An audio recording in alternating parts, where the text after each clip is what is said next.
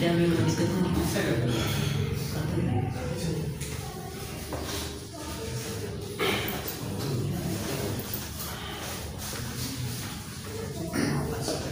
Topic है हमारा boats and stream. Hindi में आप इसे क्या बोलते हैं? नावधारा। ठीक है। Basically time, speed and distance, इन तीनों में आपस में रिलेशन होता है और उसी पे बेस्ड क्वेश्चंस जो हैं वो डाले जाते हैं। आपने टाइम, स्पीड एंड डिस्टेंस का टॉपिक भी किया है, आपने जो है वो ट्रेन का टॉपिक भी ऑलरेडी किया है। वहां पे भी तीनों चीजें जो है टाइम, स्पीड और डिस्टेंस, इनमें आपस में कुछ ना कुछ रिलेशन पे बेस्ड क्वेश्चन होते हैं। स्पीड जो है वो किसे शो करता है?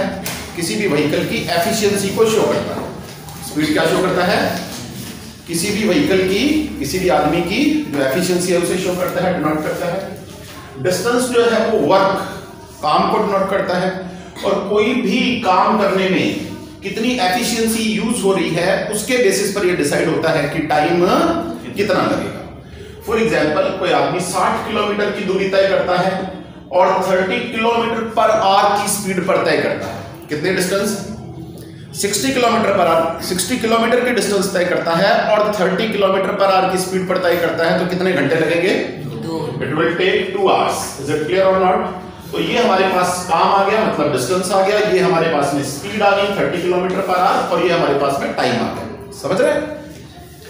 देखिए, जो टॉपिक्स हमारे पास में थे पीछे, जिनमें एक था ट्रेन पे बेस्ड क्वेश्चन थे, या time, speed and distance in general हम ले लेते थे। वहां पे जितने भी व्हीकल चल रहे थे वो एक ऐसी रोड पे चल रहे थे जो कि स्टेशनरी है, या ट्रेन जिस रेल पे चल रही है वो रेल जो है वो क्या है? स्टेशनरी है, मतलब रुकी हुई है। जैसे यूजुअली हम लोग सड़क पे चलते हैं, हम लोग सड़क पे चल रहे हैं, 60 किलोमीटर प्रति घंटा की रफ्तार पे चल रहे हैं, तो अगर इसी कांस्टेंट स्पीड से अपन चलेंगे तो 1 घंटे में दूरी भी कितनी तय होगी? 60 किलोमीटर। तो बेसिकली जो रोड है वो हमारी स्पीड को किसी भी तरीके से प्रभावित नहीं कर रही है, अफेक्ट नहीं कर रही है। समझ रहे हैं? लेकिन जब हम पानी में उतरते हैं, कौन से पानी में? 2 तरीके के पानी होते हैं। एक रुका हुआ पानी, जिसको इंग्लिश में हम लोग स्टिल वाटर बोलते हैं। क्या बोलते हैं? Still water. और दूसरा वो पानी जिसके अंदर मूवमेंट हो रहा होता है। क्या हो रहा है? मूवमेंट। मूवमेंट से क्या समझ में आ रहा है कि liquid always flows from higher to lower. Liquid हमेशा, कोई भी है, वो कहां से कहां की तरफ जाता है? ऊपर से नीचे की तरफ जाता है। ठीक है। प्रैक्टिकली हम देखते हैं कि नहरें, जब नहर का, नदी का, नालों का, इन सब का सिस्टम देखें तो पानी में मूवमेंट हो रहा है, पानी एक डायरेक्शन से दूसरे डायरेक्शन की तरफ जा रहा होता है। तो बेसिकली वो किधर से आता है? हायर पॉइंट से आता है, और जाता किधर है? लोअर पॉइंट की तरफ जाता है। किधर से आता है? हायर से, और जाता किधर है? लोअर साइड में। समझ रहे हैं? तो ये जो है, जो मूवमेंट हो रहा है, इसको इंग्लिश में हम क्या बोल देते हैं? स्ट्रीम बोल देते हैं। क्या बोल देते हैं? स्ट्रीम बोल देते हैं, या करंट बोल देते हैं, या क्या बोल देते हैं? करंट बोल देते हैं। ठीक है। और हिंदी में हम इसे क्या बोल देते हैं? धारा बोल देते हैं। ठीक है। अब दोस्तों, एक आदमी जो है वो स्टिल वाटर में, मतलब रुके हुए पानी में, रुका हुआ पानी, समझ रहे हैं? कोई तालाब का पानी, कोई जोहड़ का पानी, कोई डिग्गी का जो पानी है, वो क्या होता है? रुका हुआ पानी होता है। उस रुके हुए पानी में अगर एक आदमी तैरता है तो उसके ऊपर उसकी जो स्पीड है, उसकी जो एफिशिएंसी है, क्या उसे पानी का मूवमेंट कोई प्रभावित कर रहा है? पानी का मूवमेंट प्रभावित नहीं कर रहा, क्योंकि वहां पे पानी में मूवमेंट है ही नहीं। समझ रहे हैं? तो वहां पे पानी किस तरीके से बिहेव कर रहा है? जैसे यहां पे रोड बिहेव करती है, जैसे रेल बिहेव करती है। समझ रहे हैं? तो वहां पे पानी जो है वो उस आदमी की एफिशिएंसी को प्रभावित नहीं कर रहा, तो वो उसकी जेन्युइन एफिशिएंसी है। जैसे मैं बोलूं कि साहब एक आदमी जो है वो रुके हुए पानी में 20 किलोमीटर प्रति घंटा की रफ्तार पर तैर सकता है। दोस्तों, किस रफ्तार पर तैर सकता है? 20 किलोमीटर प्रति घंटा की रफ्तार पे तैर सकता है। तो अगर वो 1 घंटे दौड़ेगा, या 1 घंटे तैरेगा, तो वो कितनी दूर जाएगा? ऑब्वियसली 20 किलोमीटर ही जाएगा। लेकिन इसी आदमी को अपन बोले कि चल भाई तू एक नहर के अंदर तैर। किसमें? नहर में। अब जो नहर है, इसमें पानी हायर से लोअर की तरफ मूवमेंट कर रहा है। सपोज ये जो पानी है, इसकी जो चाल है वो आपने रख ली कुछ भी, फॉर एग्जाम्पल आपने 10 किलोमीटर पर आवर रख ली। क्या चाल रख ली? 10 किलोमीटर प्रति घंटा की स्पीड पे ये स्ट्रीम बह रही है, ये पानी बह रहा है। ये आदमी जिसकी स्टिल वाटर में कितनी है स्पीड? 20 kilometre per hour. ये आदमी इस पानी में उतरे, इस नदी के अंदर उतरे या नहर में, और पानी के डायरेक्शन में तैरना शुरू करे। किस डायरेक्शन में? पानी के डायरेक्शन में तैरना शुरू करे। तो अगर ये ऐसे करेगा तो इसकी खुद की चाल कितनी है? 20। और पानी इसको किस स्पीड पे आगे लेके जा रहा है? 10। तो इसका मतलब क्या आप इसको ऐसे समझ सकते हैं कि जिस रोड पे ये चल रहा है वो रोड भी किस स्पीड पे चल रही है? 10। तो 20 की स्पीड तो इसकी खुद की होगी उस रोड पे चलने की, और इस रोड की खुद की क्या स्पीड होगी? 10। तो इसका मतलब है कि जैसे ही वो इसके ऊपर आएगा उसकी डाउनवर्ड स्पीड क्या हो जाएगी? 20 प्लस 10। 20 प्लस 10, 20 प्लस 10 होगी। साहब 20 तो किसकी होगी? उस मैन की, और 10 किसकी होगी? स्ट्रीम की। तो ultimately this is what 30 kilometre per hour. 30 kilometre प्रति घंटा की स्पीड से क्या वो अपवर्ड जा रहा है या वो डाउनवर्ड जा रहा है? हाँ जी, डाउनवर्ड जा रहा है। तो अगर वो डाउनवर्ड जा रहा है तो इस स्पीड को हम क्या बोल देते हैं? डाउनस्ट्रीम स्पीड बोल देते हैं। क्या बोल देते हैं? Downstream speed. तो आपको अभी तक ये समझ में आ गया कि डाउनस्ट्रीम स्पीड का क्या मतलब है? हाँ जी, जब आप पानी के साथ तैर रहे होते हैं, जब आप पानी के साथ तैरेंगे तो आपकी स्पीड और पानी की स्पीड दोनों क्या हो जाएगी दोस्तों? ऐड हो जाएगी। Is it clear? यहां तक कोई डाउट? चलिए, अब इस आदमी को बोलते हैं कि तू वापस चल। किस तरफ? ऊपर की तरफ। अब जब ये ऊपर की तरफ चलेगा तो क्या इसकी जो स्पीड रहेगी वो 20 किलोमीटर पर आवर ही रहेगी या उससे कम हो जाएगी या उससे ज्यादा हो जाएगी? कम हो जाएगी। क्यों हो जाएगी? क्योंकि ये तो 20 किलोमीटर पर आवर की स्पीड पर ऊपर की तरफ मूव कर रहा है, लेकिन जिस रोड पे, मतलब जिस स्ट्रीम पे ये अपनी एक्टिविटी कर रहा है वो इसको क्या कर रही है? 10 किलोमीटर पर आवर की स्पीड पर पीछे की तरफ धकेल रही है। तो 10 किलोमीटर प्रति घंटा ये पानी इसको पीछे लेके आता है, जबकि इसकी खुद की आगे जाने की चाल 20 है। वैसे ही हो गया जिस तरीके से हम किसी स्टेयर्स पे चढ़ते हैं। कौन सी स्टेयर्स? जो एस्केलेटर्स होते हैं, वॉल वगैरह में लगे होते हैं। तो अगर ऊपर से नीचे की तरफ मूव कर रहा है एस्केलेटर और हम उस पे ऊपर चढ़ने की कोशिश करें, हमारी चाल 20 किलोमीटर पर आवर है और एस्केलेटर की चाल 10 किलोमीटर पर आवर डाउनवर्ड्स है, तो हमारी 20 में से एस्केलेटर हमें कितना पीछे धकेल देगा? तो हमारी इफेक्टिव क्या रही चाल? 10 किलोमीटर पर आवर की हमारी इफेक्टिव चाल रही। आई बात समझ में? आप 20 की स्पीड पे आगे मूव करना चाह रहे हो, जरूरी नहीं आप इसको इस एंगल से ही सोचिए। हम इस रोड पे बाहर निकलते हैं। किस पे? यहां से बाहर निकले, रोड पे गए। ये रोड साहब जो है वो सपोज उस डायरेक्शन में मूव कर रही है। किस डायरेक्शन में? इस डायरेक्शन में मूव कर रही है। अब रोड पे जाते ही दो आदमी हैं, आप में से दोनों की चाल 20 किलोमीटर प्रति घंटा है। कितनी चाल है? ये जो मतलब शांत जल की बात कर रहा हूं मैं, सिंपल, जिस रोड में कोई मूवमेंट नहीं है, उसके ऊपर क्या चाल है उसकी? 20 किलोमीटर पर आवर। बाहर उतरते ही एक आदमी तो इस तरफ चलना शुरू कर देता है जिस तरफ रोड जा रही है। रोड भी चल रही है तो और रोड चल रही है 10 किलोमीटर प्रति घंटा की रफ्तार पे, तो 20 और 10 30 की स्पीड पर क्या वो हमसे दूर जाएगा या नहीं जाएगा? समझ रहे हैं? और एक आदमी का घर इस तरफ है, उसकी भी खुद की चाल तो 20 किलोमीटर पर आवर है, लेकिन जब वो अपने घर की तरफ जाएगा तो क्या वो 30 किलोमीटर पर आवर की स्पीड पर इफेक्टिवली चल रहा है या 20 की स्पीड पर चल रहा है या 10 की स्पीड पर चल रहा है? 10 की चल रहा है। क्यों चल रहा है? क्योंकि वो तो 20 की स्पीड पर अपने घर की तरफ जाने की कोशिश कर रहा है, लेकिन जो रोड है वो उसको पीछे कैसी स्पीड पे धकेल रही है? 10 किलोमीटर पर आवर जो है उसकी एफिशिएंसी को न्यूट्रलाइज कर रही है। तो जो रिमेनिंग एफिशिएंसी है वो कितनी है? 10 किलोमीटर पर आवर। तो क्या इन सभी बातों से आपको ये समझ में आया कि जब आप डाउन स्ट्रीम चलेंगे तो नीचे की तरफ चलेंगे, और जब नीचे की तरफ चलेंगे तो कौन कौन सी स्पीड ऐड हो जाएगी? एक आदमी की स्टिल वाटर में जो चाल है, रुके हुए पानी में जो उसकी चाल है, मतलब ओरिजिनल एफिशिएंसी, वो प्लस स्ट्रीम की स्पीड वो ऐड हो जाएगी। तब तो आप किधर जा रहे हो? डाउन स्ट्रीम जा रहे हो। ठीक है। और अगर आप ऊपर की तरफ चलते हैं तो this is called up stream. क्या कहलाएगा ये? अपस्ट्रीम। जब आप अपस्ट्रीम ऊपर की तरफ जाएंगे तो क्या होगा दोस्तों? आदमी की स्पीड में से स्ट्रीम की स्पीड हमें माइनस करनी पड़ेगी, और जो बची हुई स्पीड है उसके ऊपर वो ऊपर की तरफ ट्रैवल करेगा। इज इट क्लियर और नॉट? तो अपस्ट्रीम में कौन कौन सी स्पीड? अपस्ट्रीम आप जब फाइंड आउट करेंगे तो कैसे करेंगे? स्टिल वाटर में जो स्पीड है आदमी की वो m मान ली, और जो स्ट्रीम की स्पीड है वो s मान ली। अगर m प्लस s की बात करूं तो ये क्या है? डाउन स्ट्रीम है। और अगर मैं किसकी, m माइनस s की बात करूं तो ये क्या है, अपस्ट्रीम है। कोई डाउट किसी को यहां तक? अपस्ट्रीम करें, अपस्ट्रीम जाएगा तो दोनों की स्पीड का डिफरेंस और डाउनस्ट्रीम आएगा तो दोनों की स्पीड का एडिशन। समझ रहे हैं? ये दो बातें यहां पे आ गई। यहां पे एक बात और नोट करने वाली है। आपने देखा कि जब आप नीचे की तरफ गए तो 20 की चाल आपकी थी, और मतलब उस आदमी की थी स्टिल वाटर में, और 10 की चाल किसकी थी, वाटर की थी। तो डाउनस्ट्रीम स्पीड क्या आई, 30। जबकि आप जब ऊपर गए तो 20 में से 10 कम हो गया तो बचा कितना? तो आप समझ पा रहे हैं कि ये जो अपस्ट्रीम जो स्पीड है ये तो है साहब 10, और जो डाउनस्ट्रीम स्पीड है ये है 30 किलोमीटर पर आवर। समझ गए? नहीं समझ गए? इनका बीच क्या है, इनका मिडल, इनका एवरेज 30 और 10 के बीच क्या आता है, 20। इन दोनों को जोड़ के 2 से डिवाइड कर सकते हैं या वैसे भी देख सकते हैं। 30 और 10 40, 40 का आधा, तो ये 20 आप ऑटोमेटिकली फाइंड आउट कर सकते हैं कि ये किसकी चाल आएगी, ये आदमी की या बोट की चाल आएगी किसमें, शांत जल में, मतलब स्टिल वाटर। समझ गए? और यहां से यहां का जो गैप है वो कितने का है, और ये गैप भी कितने का है, ये 10 क्या है, स्ट्रीम किसकी चाल है, स्ट्रीम की, मतलब धारा की चाल है।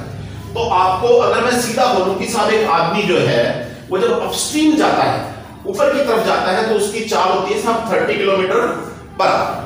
किस क्या स्पीड? और जब वो डाउनस्ट्रीम जाता है तब उसकी स्पीड होती है साहब 40 किलोमीटर पर आवर। जब वो पानी के साथ चल रहा है तो उसकी रफ्तार क्या है, 40 किलोमीटर प्रति घंटा। जब वो ऊपर की तरफ चल रहा है तो उसकी रफ्तार क्या है, 30 किलोमीटर प्रति घंटा। तो अगर वो आपसे पूछे कि साहब ये जो आदमी है, इस आदमी की शांत जल में क्या चाल होगी, स्टिल वाटर में इसकी स्पीड क्या आएगी, तो आप फाइंड आउट कर सकते हैं।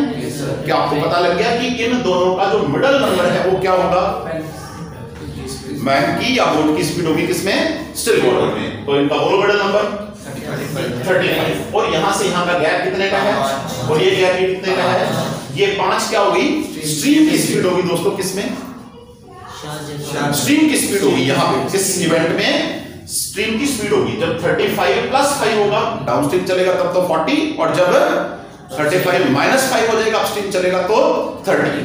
आपको दो बातें खास ध्यान रखनी है कि अपस्ट्रीम और डाउनस्ट्रीम के बीच का जो गैप है वो स्ट्रीम की स्पीड के डबल से फिल होता है। This is one of the most important fact of this question, that the gap between upstream speed and downstream speed is filled by double of the speed of stream, by double of the speed of the stream। एक बात, और upstream और downstream की जो average है वो क्या होता है, that is the speed of a man और a boat in still water, शांत जल में चल। ये दो बातें आपने खास ध्यान रखनी है, ठीक है। चलो अब आप में से कोई भी क्वेश्चन बोलना शुरू कीजिए। एक व्यक्ति धारा की दिशा में नाव से 4 घंटे में 18 किलोमीटर की दूरी तय करता है और धारा के प्रतिकूल दिशा में 12 घंटे वापस आता है, तो धारा की गति ज्ञात है। एक आदमी 4 घंटे में 18 किलोमीटर की दूरी तय करता है। 18 किलोमीटर की दूरी तय करता है, डाउनस्ट्रीम या अपस्ट्रीम, डाउनस्ट्रीम, हाँ जी। और धारा के प्रतिकूल दिशा में 12 घंटे वापस आता है, और 12 घंटे लेता है ये यही दूरी तय करने में, कब, जब ये किधर चल रहा है, अपस्ट्रीम। ठीक है। एक आदमी जो है वो 4 घंटे में 18 किलोमीटर डाउनस्ट्रीम गया, तो अगर 18 किलोमीटर जाने में 4 घंटे लगाता है तो 1 घंटे में 4.5 किलोमीटर चल रहा है या नहीं चल रहा? अरे बात समझ में, कितना चल रहा है, 4.5 किलोमीटर। और जब ये अपस्ट्रीम जाएगा तो 18 किलोमीटर चलने में ही कितने घंटे लगा दिए इसने, 12 घंटे लगा दिए। तो 18 किलोमीटर की दूरी 12 किलोमीटर प्रति घंटा की स्पीड पर अगर ये तय कर रहा है तो क्या आप समझ सकते हैं कि 1.5 किलोमीटर की डिस्टेंस तय कर रहा है 1 घंटे में। समझ गए? तो वापस उसी कंसेप्ट पे आ जाइए कि अपस्ट्रीम स्पीड तो क्या है हमारे पास में, 1.5 kilometre per hour. Downstream speed क्या है हमारे पास में, 4.5 किलोमीटर पर आवर। आप बता सकते हैं कि इनका एवरेज क्या आएगा? 3। हाँ जी 3 किलोमीटर पर आवर क्या आ गई? किसकी स्पीड है ये इस आदमी की स्पीड है किसके अंदर? क्रिस्टल वाटर में, शांत जल में। और यहाँ जो गैप है वो कितने का है? 1.5। या ये गैप जो है वो भी कितने का है? 1.5। ये 1.5 क्या है friends? This is the speed of stream. This is the speed of stream. ये किसकी चाल है? धारा की चाल है। कोई डाउट?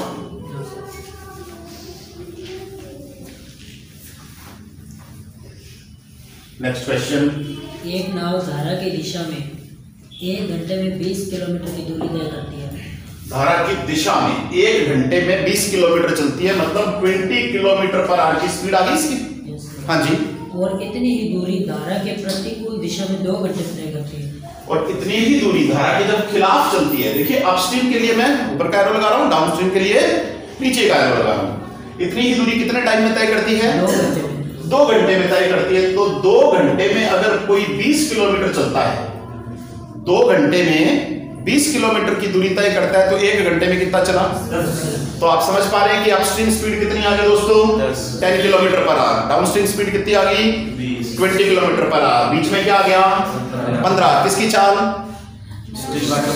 स्टिल वाटर में, शांत जल में आदमी की चाल। और जो गैप है वो कितने का है? 5। ये क्या है? किसकी चाल है? हाँ जी स्ट्रीम की चाल, धारा की चाल। कोई डाउट?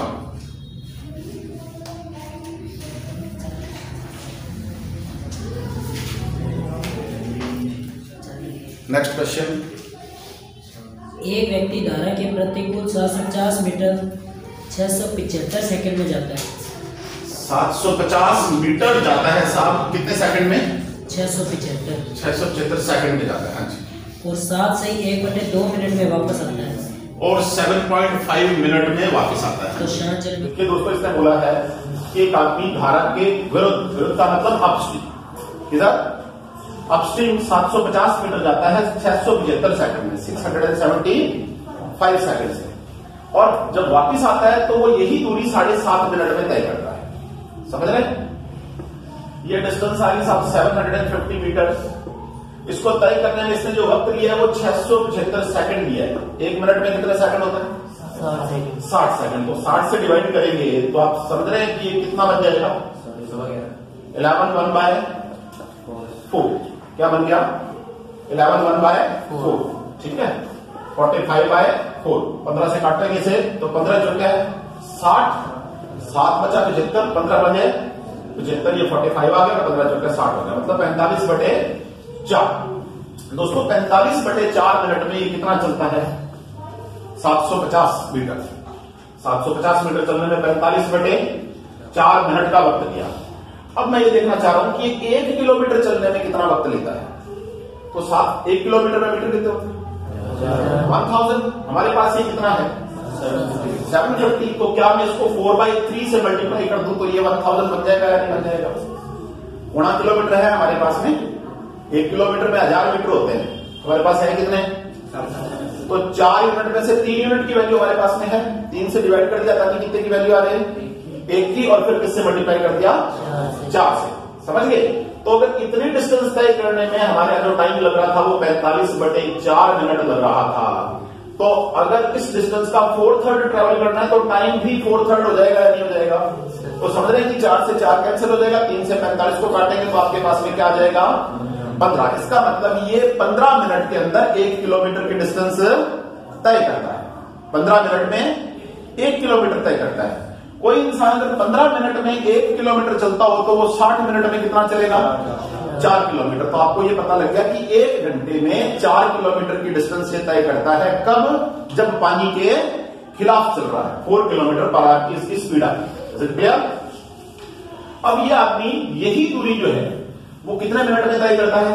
7.5 मिनट में। आप समझ रहे हैं 750 मीटर को तय करने में अगर 7.5 मिनट लगे हैं तो 1000 मीटर को तय करने में 10 मिनट लगेंगे। 1000 मीटर का मतलब कितने किलोमीटर? 1 किलोमीटर।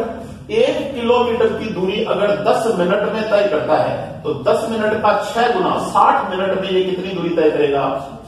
6 किलोमीटर की दूरी तय करेगा। तो 1 घंटे में जब ये पानी के साथ जा रहा है तब तो कितना चल रहा है? 6 किलोमीटर। जब पानी के खिलाफ जा रहा है तब कितना चल रहा है? 4। तो वापस आप उसी जगह पे आ जाते हैं। अपस्ट्रीम की स्पीड 4, डाउनस्ट्रीम की 6, बीच में 5 और पानी 1। कोई डाउट?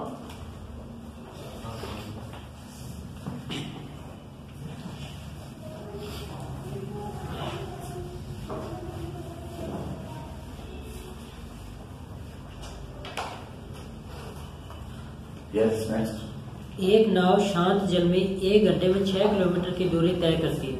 शांत जल में 1 आवर में 6 किलोमीटर, ये उसकी स्पीड है नाव की। किसमें?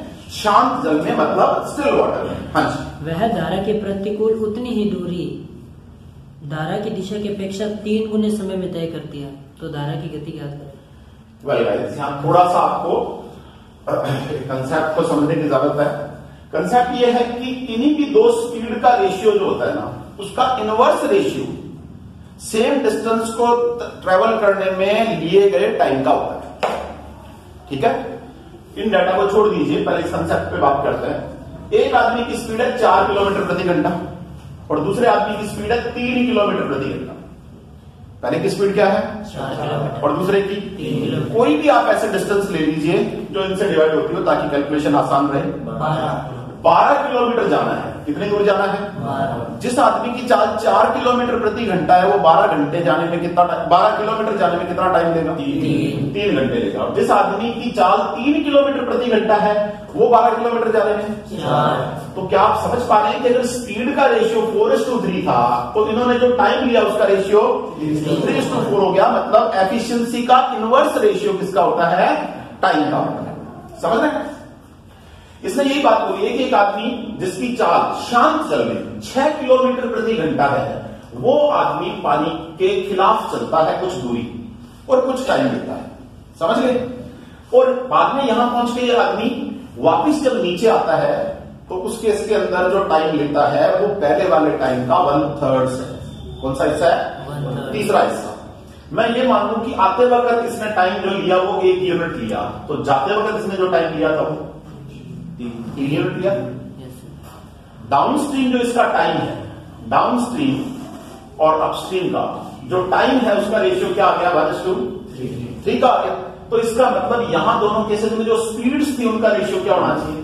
3:1 होना चाहिए। मतलब जब ये डाउनस्ट्रीम नीचे की तरफ आया तब तो इसकी स्पीड थी 3 यूनिट, जब ऊपर की तरफ गया तब इसकी इफेक्टिव स्पीड थी 1 यूनिट। तो इनके बीच में क्या आएगा? 2 यूनिट। ये 2 यूनिट किसकी स्पीड आएगी? आदमी की स्पीड आएगी। किसमें? शांत जल। अपस्ट्रीम और डाउनस्ट्रीम का मिडल जो है एवरेज वो क्या होता है? आदमी की स्पीड किसमें? शांत जल में। तो इस 2 यूनिट की जो वैल्यू है वो आपको गिवन है दोस्तों। कितनी?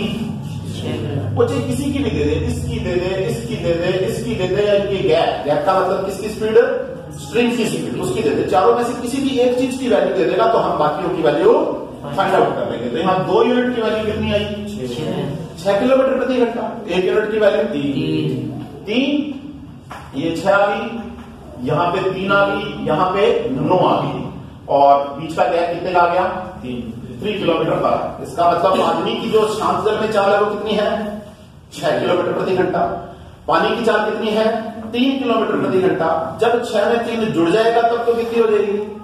9 हो जाएगी। और जब 6 में से 3 कम हो जाएगा तब क्या रह जाएगी? 3 रह जाएगी। तो इनकी स्पीड्स का रेशियो 9:3 मतलब 3:1 है। तो जो ये टाइम लेंगे उसका रेशियो 1:3 आएगा। इज इट क्लियर और नॉट? ठीक है। इसी चीज को आपकी बुक्स में दूसरे तरीके से एक्सप्लेन किया जाता है। आपको वो कंसेप्ट ध्यान होना चाहिए कि स्पीड का जो रेशियो है उसका इनवर्स रेशियो किसका आएगा? टाइम का आएगा।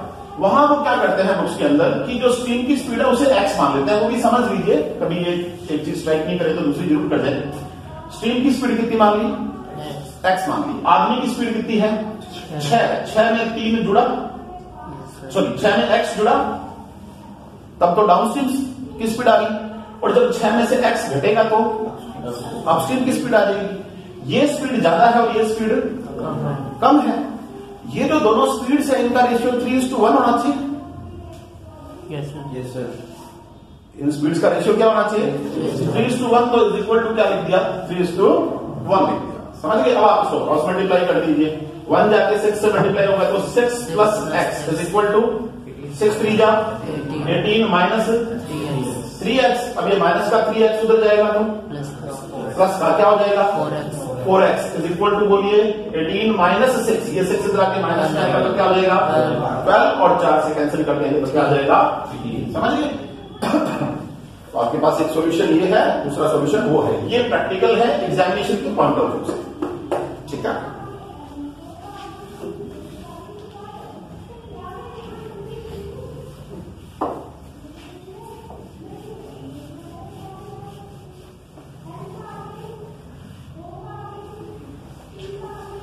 यस। एक नाव 8 घंटे में 40 किलोमीटर धारा के प्रतिकूल दिशा में जाती है, जबकि 6 घंटे में 36 किलोमीटर धारा की दिशा में जाती है, तो शांत जल में नाव की गति क्या होगी? ऊपर का एरो लगा मतलब किधर जा रही है? कितने घंटे में? 8। कितनी दूरी? 40। तो 1 घंटे में कितनी चलती है? 5। नीचे एरो का मतलब डाउनस्ट्रीम। कितने घंटे में? 6। कितने किलोमीटर? 30। बोले तो 6। तो देखिए दोस्तों, डाउनस्ट्रीम स्पीड 6, अपस्ट्रीम स्पीड 5, बीच में बोलो फटाफट 5.5 है, और ये गैप कितने का आ गया? 0.5। तो आपको पता लग गया 5.5 क्या है? बोट की आदमी की स्पीड किसमें? स्टिल वाटर में। और ये 0.5 क्या है? कोई डाउट किसी को?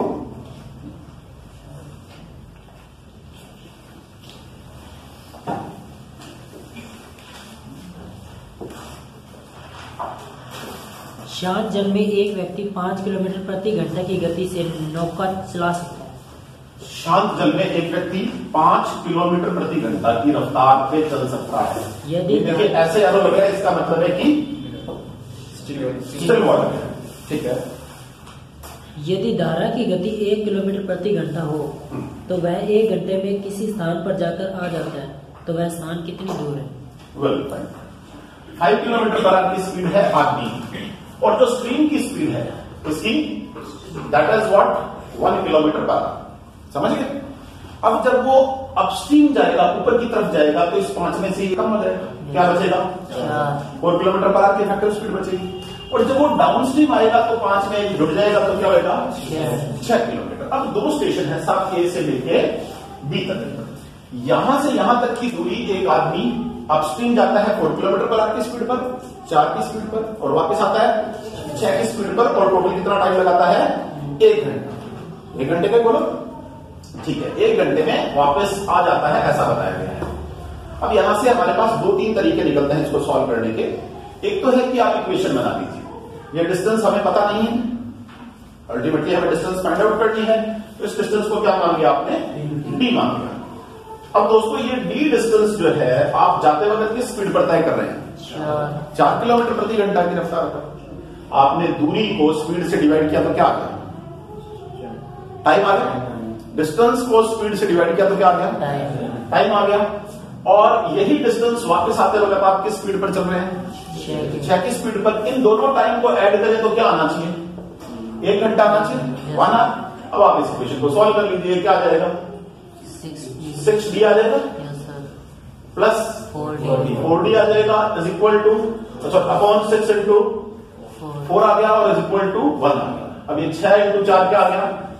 24 सामने जाके 1 से गुना होगा तो 24 ही देगा। 6d प्लस 4d, 6d और 4d का गैप 10d, 10d बराबर क्या आ गया? 24, या d की वैल्यू क्या आ गई? 2.4। ठीक है, ये आपके पास में एक तरीका है जो आमतौर पर आपको सभी बुक्स के अंदर मिलता है। ठीक है, हमें इनसे कुछ फास्ट करना है, इसलिए हम कोई दूसरे तरीके की तलाश करते हैं। मैं आपको ये कहता हूं कि आप ए से बी की जो डिस्टेंस फाइंड आउट कर रहे हैं ना, उसको डी एज्यूम नहीं करें, बल्कि ऐसा कोई नंबर एज्यूम कर लें जो कि दोनों स्पीड से डिवाइड होता हो। हमारे पास 2 स्पीड है, इधर जाते वक्त 4 किलोमीटर पर आवर की, और नीचे आते वक्त 6 किलोमीटर पर आवर की। तो कोई भी नंबर बोल दीजिए जिसमें 6 और 4 का भाग जाए। हाँ जी, 12 किलोमीटर की दूरी मानो, 4 की स्पीड पर 12 किलोमीटर तय किया, कितने घंटे? 6 की स्पीड पर 2, कुल मिला के 5 घंटे लगते हैं, तो दूरी कितनी है 12। हाँ जी 12।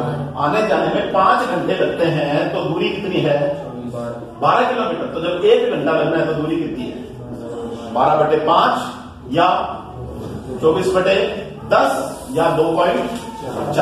जब आप इक्वेशन बनाएंगे तो आपको रिटर्न वर्क करना पड़ेगा, तो वहां जो टाइम लगेगा वो लगेगा। जब आप इस तरीके से सोचेंगे तो 2, 4, 5 क्वेश्चन करने के बाद में आपको ये रिटर्न वर्क नहीं करना पड़ेगा।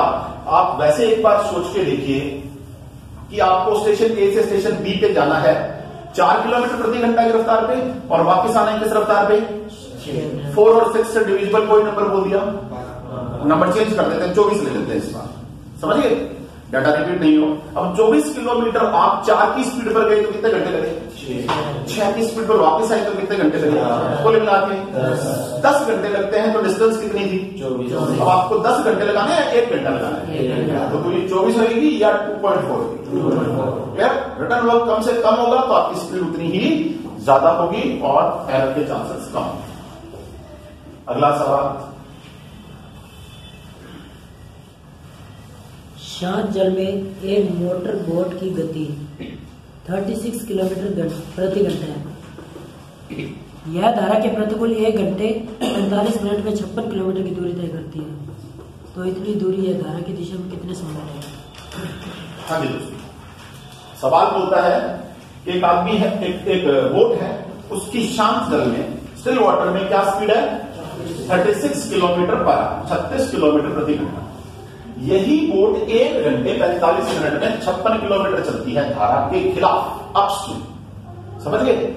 45 मिनट को जब आप घंटे में कन्वर्ट करेंगे तो 60 से डिवाइड करना पड़ेगा, 15 से काटेंगे तो 4 बन जा 4 + 3 7/4। 7/4 घंटे में कितनी दूर गई है 56 किलोमीटर की।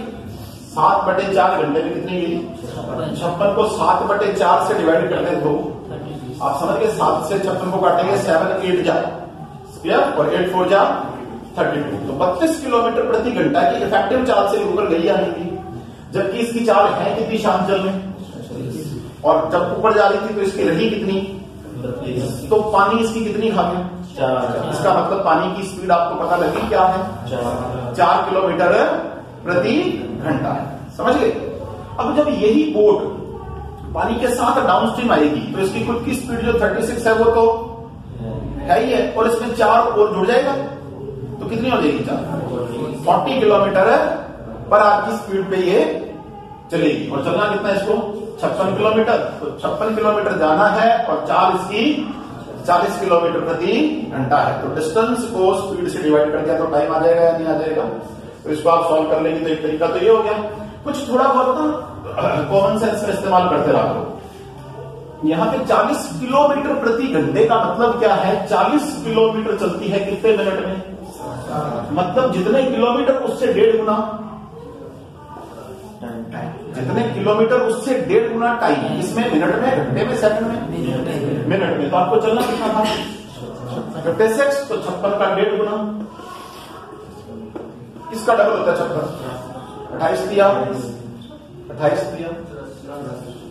228 पे गया, 28 दिया 84, मतलब 84 मिनट में ये दूरी तय कर देगा। 84 मिनट आप बता सकते हैं कितने घंटे कितने मिनट होता है 1 घंटा 24 मिनट, ठीक है।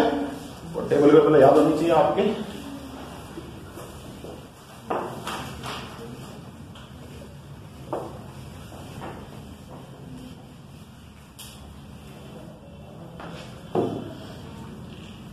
नेक्स्ट क्वेश्चन, शांत जल में एक व्यक्ति की गति 4.5 किलोमीटर प्रति घंटा है।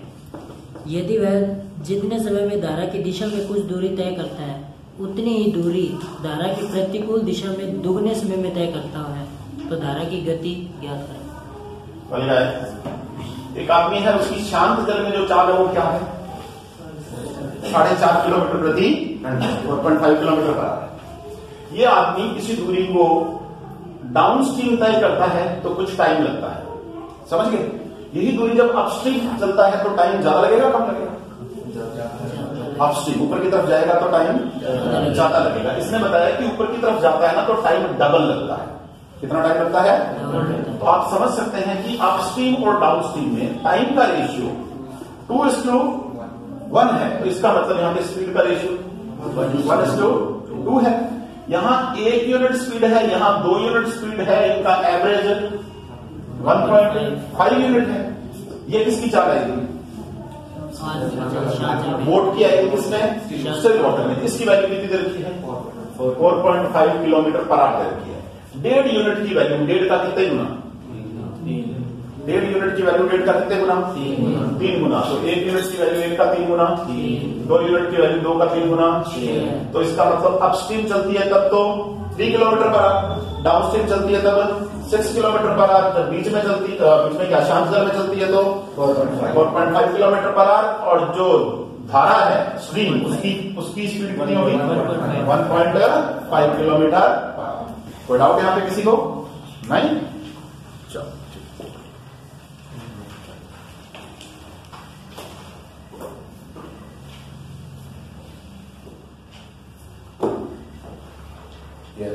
एक मोटर बोट तथा धारा की गति का अनुपात 36:5 है। मोटर बोट धारा की दिशा में 5 घंटे 10 मिनट में जाता है, तो वह कितनी देर में वापस आएगा? हाँ जी सर, इससे होता है कि एक बोट है, उसकी शांत जल स्टिल वाटर में जो चाल है वो 36 यूनिट है, और स्ट्रीम की जो चाल है वो कितनी है? 5 यूनिट है। स्ट्रीम की चाल क्या है? 5 यूनिट। आगे का सवाल थोड़ा सवाल सुना। मोटर बोट धारा की दिशा में 5 घंटे 10 मिनट में जाता है। डाउन स्ट्रीम चलती है वो 5 घंटे 10 मिनट। 10 मिनट में। कोई दूरी है, इसने ये दूरी डाउन स्ट्रीम तय की है 5 घंटे 10 मिनट में। तो सवाल ये है कि जब आप ये अपस्ट्रीम जाएगी यही मोटर बोट तो कितना वक्त लगेगी? तो हमें ये पता है कि जब डाउन स्ट्रीम जाएगी तो दोनों स्पीड जुड़ जाएंगी या नहीं जुड़ जाएगी? 36 इसकी और 5 इसकी, कुल मिला के 41। समझ गए? डाउन स्ट्रीम में जो स्पीड है वो कितनी है? 41 यूनिट। और जो अपस्ट्रीम में स्पीड होगी वो कितनी होगी? 36 में से 5 खा जाएगा ना, 36 में से 5 पानी खा जाएगा, कितनी बचेगी? 31 यूनिट। तो दोस्तों डाउन स्ट्रीम और अपस्ट्रीम में जो स्पीड का रेशियो है वो अगर 41 और 31 है तो सेम डिस्टेंस को तय करने में वो जो टाइम लेगी उसका रेशियो 31:41। क्वेश्चन बनाने वाला हमेशा आपकी सहूलियत का ध्यान रखता है। इसने अब हमें टाइम अपस्ट्रीम का दिया है या डाउन स्ट्रीम का दिया है? डाउन स्ट्रीम का दिया है। डाउन स्ट्रीम में टाइम कितना लगना चाहिए? 31 यूनिट टाइम लगना चाहिए। समझ रहे हैं? तो यहां वो जो भी नंबर लिखेगा क्वेश्चन बनाने वाला वो ऐसा लिखेगा जिसमें 31 का 31 का भाग जाता हो। ठीक है? फ्रैक्शन क्रिएट नहीं करना चाहता क्वेश्चन बनाने वाला। 5 घंटे में कितने मिनट होते हैं? 310। तो 31 यूनिट की वैल्यू कितने मिनट? 310 मिनट। 31 यूनिट की वैल्यू 310, तो 41 यूनिट की वैल्यू 410 मिनट में वो ये दूरी तय कर देगा। अब आप इसको घंटे में कन्वर्ट कर देंगे? हाँ जी, बताइए कितने घंटे होने चाहिए? 410 मिनट है और इसको घंटे में कन्वर्ट करना है। 60 मिनट होते हैं एक घंटे में। 6 घंटे तक कितने होते हैं? 360। हाँ जी, 6 घंटे तो पूरे लग गए, 360 मिनट हो गए। 360 इसमें से घटा दे तो क्या रह गया? तो इसका मतलब 6 घंटे 50 minute. 6 hours 50 minutes is the time taken by this boat when it travels upstream. Clear? चले आगे।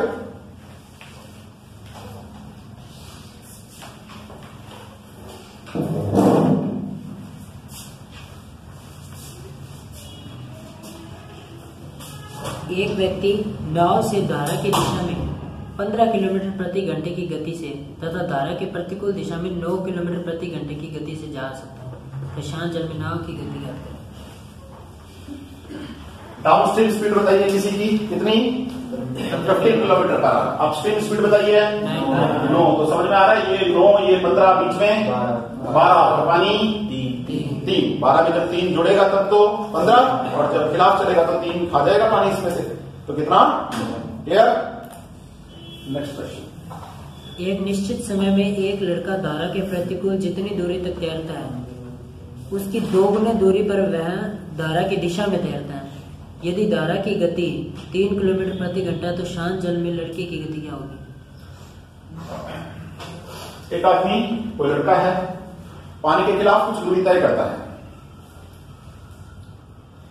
प्रश्न और सुना।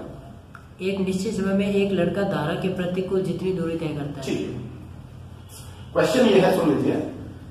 एक लड़का जो है वो कोई फिक्स टाइम है, ठीक है, उस टाइम में पानी के खिलाफ चला और कितनी दूर गया, सपोज ये डी डिस्टेंस। अब जब वो वापस आएगा और उतनी ही देर तक चलता रहे, उतने ही टाइम तक चले जितने टाइम तक पहले चला, तो आप मुझे बताएं क्या वो यहीं पहुंचेगा या उससे पहले किसी पॉइंट पे पहुंचेगा या उसके आगे किसी पॉइंट पे पहुंचेगा? आगे पहुंचेगा। क्यों पहुंचेगा? क्योंकि डाउनस्ट्रीम स्पीड उसकी अपस्ट्रीम के कंपैरेटिवली ज्यादा होगी। तो टाइम अगर आपने फिक्स कर दिया तो जब वो डाउनस्ट्रीम आएगा तो इतनी दूरी तो तय करेगा ही करेगा और इससे आगे कहीं पहुंचेगा। हमें ये बताया गया है कि साहब उसने डाउनस्ट्रीम में इससे डबल डिस्टेंस तय कर दी। कितनी तय कर दी?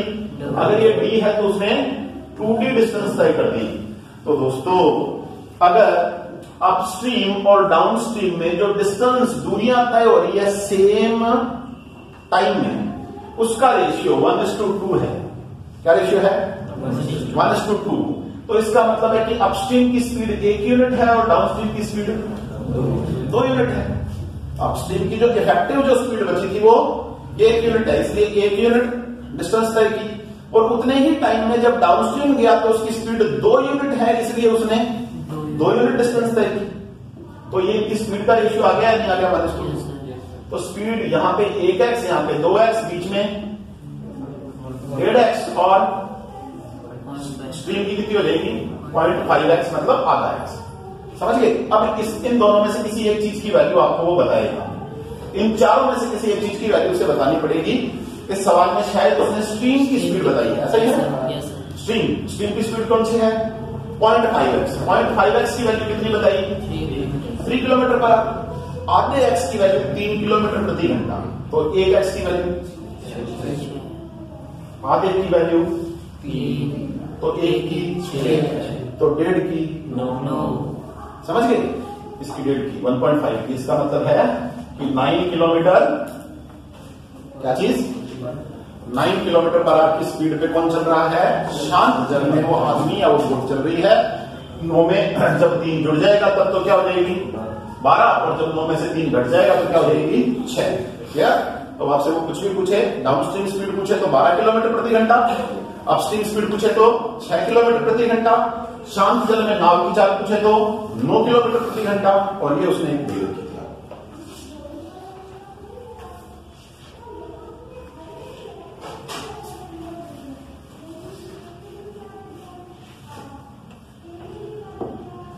हाँ जी, नेक्स्ट बोलिए प्लीज।